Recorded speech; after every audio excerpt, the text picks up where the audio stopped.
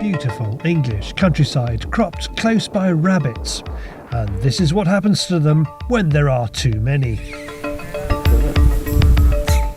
Any old English place name with coney or beer in it probably refers to the rabbit warren that kept the local villagers alive during the toughest plagues and famines of the Dark Ages.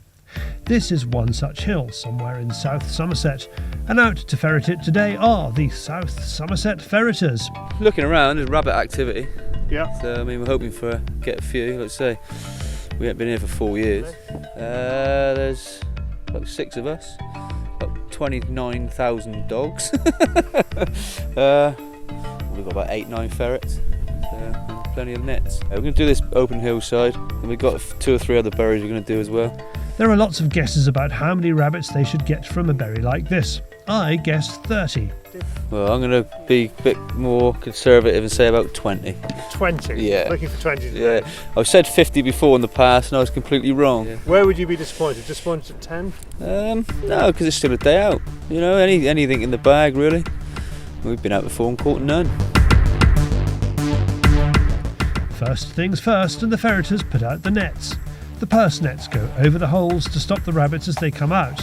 If they get through those, the long nets around the outside of the area in play stop the rabbits running too far. And the dogs, all 29,000 of them, stop the rabbits from getting past those. It's the dog work that's the most exciting part of the day. Except for Alfie, the Bedlington lurcher.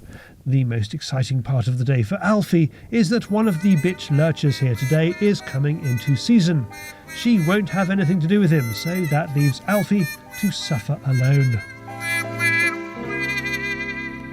One question we are asked a lot. Do dogs need to be trained not to kill the ferrets? Some do, most learn by themselves the hard way. That's my daughter's ickle pretty Cavachon Rosie. Here is an enthusiastic young spaniel meeting a ferret for the first time. Just introducing the dog to the ferret because this is the first time I'm seeing a ferret here. But do you normally do that? Yeah, I usually spend hours in the shed with my dogs, with the ferrets out, and just, you know, let the dog get used to smelling the ferret. I've got bringing on a young spaniel like this one now, and she gets in the run with it every day. They don't take too much notice of her. Good girl. But yeah, just let her have a little sniff.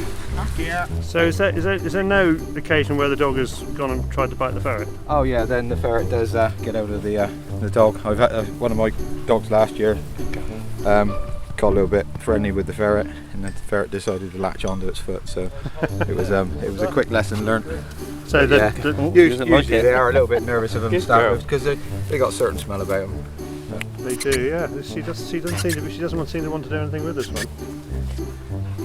And all I do is just be really ready just to correct the dog if she gets a little bit too excited. The ferrets can more than hold their own with the dogs, especially a young and inexperienced cocker who is having all kinds of problems with the ferreting kit.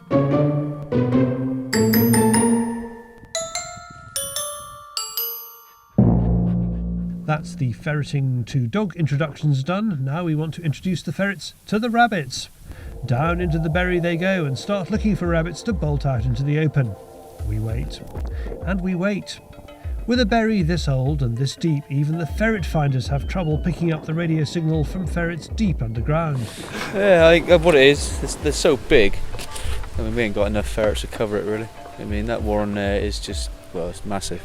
Deep as well? Yeah, really deep. So, I mean, the rabbits, they're just going to run around underground, you know. We lose them off the finders in here, so it's over 16 foot deep, easy in places.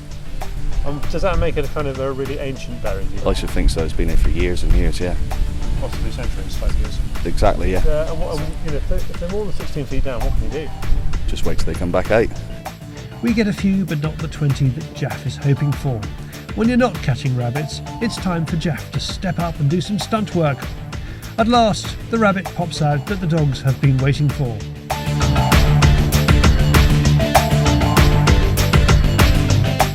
First kill of the season. Hey. Yeah, just don't want plenty more of them though. I want dogs doing all the work, not me. As Jaff says, it doesn't matter whether you get none or 20, it's the day out. And for at least one of us, there's still plenty of action. For more about the South Somerset Ferreters, look for them on Facebook.